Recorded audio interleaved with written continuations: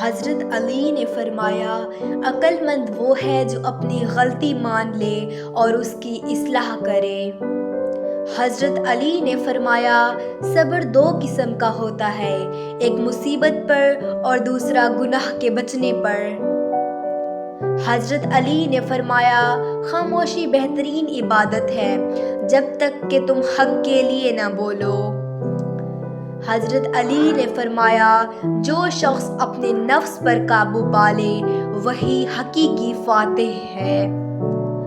حضرت علی نے فرمایا، دوست وہ ہے جو مشکل وقت میں تمہارے ساتھ کھڑا ہو، نہ کہ فائدے کے وقت۔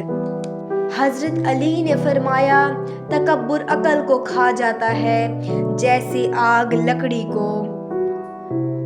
حضرت علی نے فرمایا، بہترین بدلہ معاف کرنا ہے جب بدلہ لینے کی طاقت ہو۔